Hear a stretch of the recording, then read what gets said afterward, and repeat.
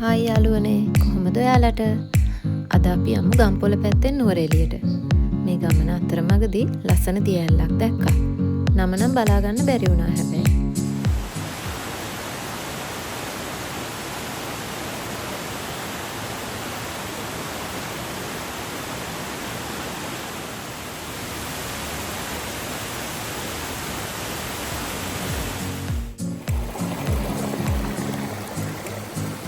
වතුර ටික නම් සීතලම සීතලයි.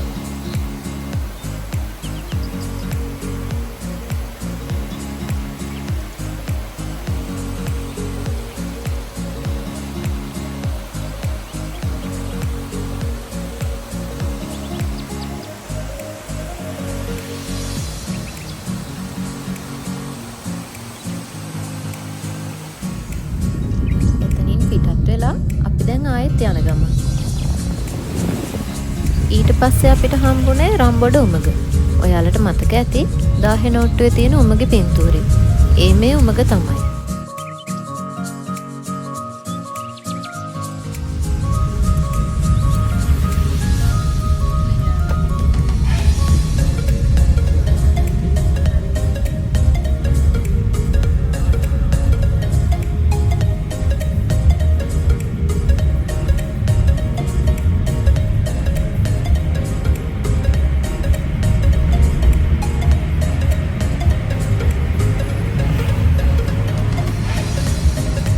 දුරට මේ උමග දිගේ අපි යන්න ඕනේ.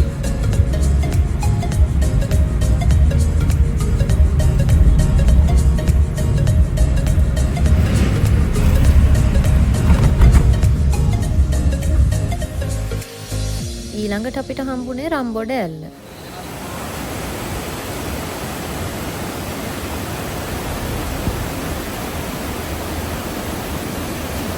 පාරායිනට පේන්නේ මේ ටික වුණාට මෙතනින් උඩට යන්න පුළුවන් දිය ඇල්ල ඉහළ කොටස බලන්න. විනාඩි 40ක් විතර යන ගමනක්. මේ තියෙන්නේ උඩට යද්දී අතරමඟදී දැක්ක කොටස.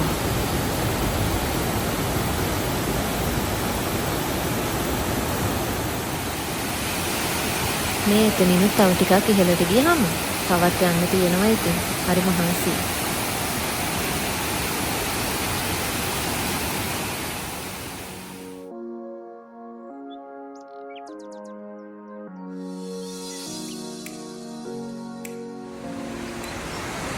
දැන් ඔයාලට පේනවා ඇති හරි අපූරු මනස්කාන්ත දිය ඇල්ලක්.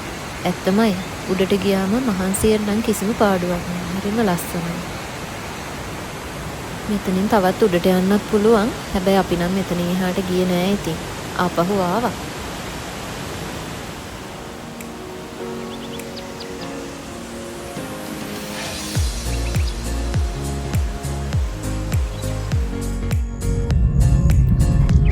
අපි ආයෙ පිටත් වුණා නුවරඑළියට යන්න.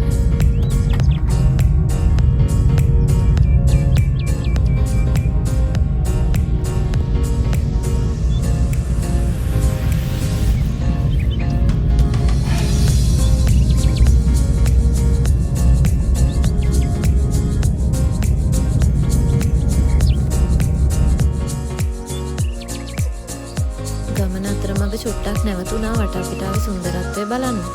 හරිම සීතලයි හැබැයි දැන් නම්. වගේම හරි ලස්සනයි මේ වටපිටාව.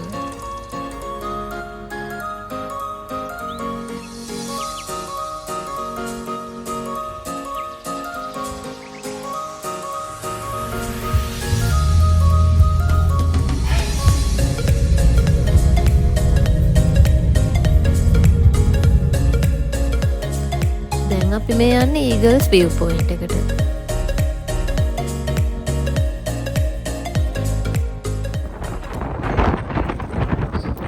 මෙතන නම් ඉන්න අමාරු තරම් තද හුළඟක් තිබුණා.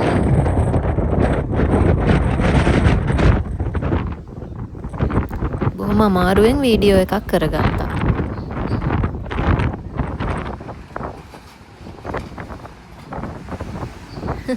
ඔයාලට ඇහෙනවත් ඇති හුළඟේ සද්දේ.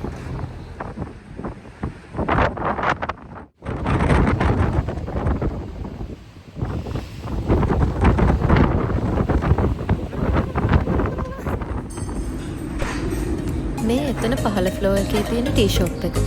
එතනින් සිලෝන් බ්ලැක් ටී එකක් බිව්වා කියන්නේ සීතලට කියාපු දෙයක්.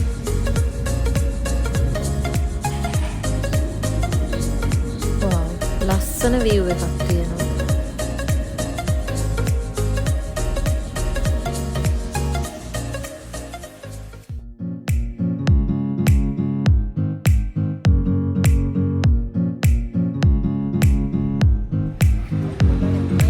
ඊළඟට අපි ආවේ වික්ටෝරියා පාර්ක් එකට. ලස්සන මල් ගොඩාක් දකින්න ලැබුණා. හුළඟ සද්දෙත් ඇහෙනවා ඇති ඔයාලට නේද? ගොඩක් තද හුළඟක් තිබුණා.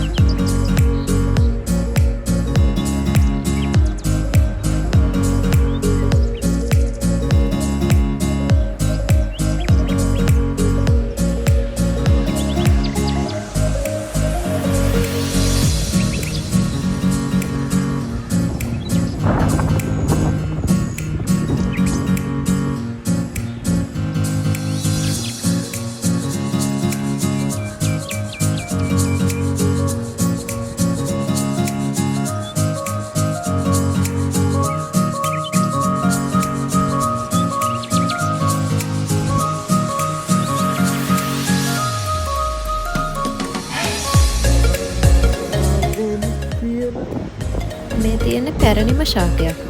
1919 වර්ෂයේ තමයි හිටවලා තියෙන්නේ සාමය සංකේතවත් කරමින්. මේක නම් කරලා තියෙන්නේ World Peace Tree කියලා.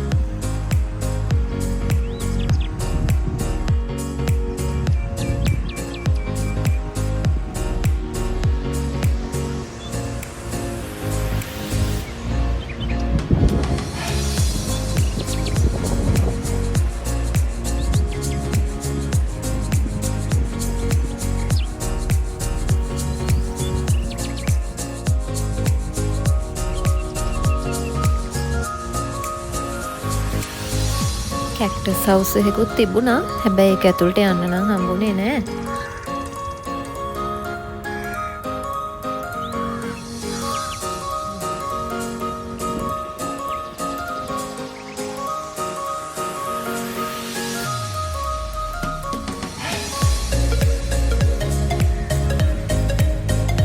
හරිම ලස්සන වික්ටෝරියා පාර්ක් එකේ ගමන මේ විදිහට අවසන් කළා.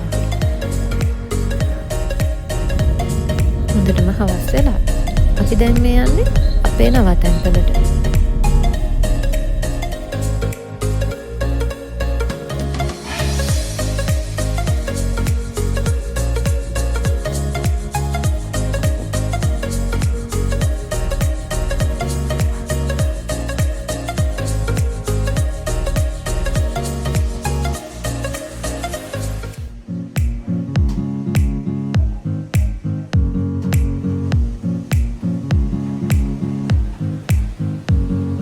අපි එන්න ටිකක් රෑ වුණ හින්දා ඒ වගේම ආපහු නුවරඑළිය ටවුන් එකට යන්නත් ටිකක් දුර යන්න ඕනේ නිසා ආයෙත් යන්න නැතුව අපි මෙහෙමම නැවතුණා. ඉතින් අපේ ගමන පළවෙනි දවසේ මේ විදියට අවසන් වෙනවා. ඊළඟ දවසේ ගමනත් එක්ක තව වීඩියෝ එකකින් මුණ ගැහෙමු. තවමත් මාව සබ්ස්ක්‍රයිබ් කරලා නැත්නම් ඔහොමම සබ්ස්ක්‍රයිබ් කරගෙන යන්න. සුබ දවසක් ඔයාලට.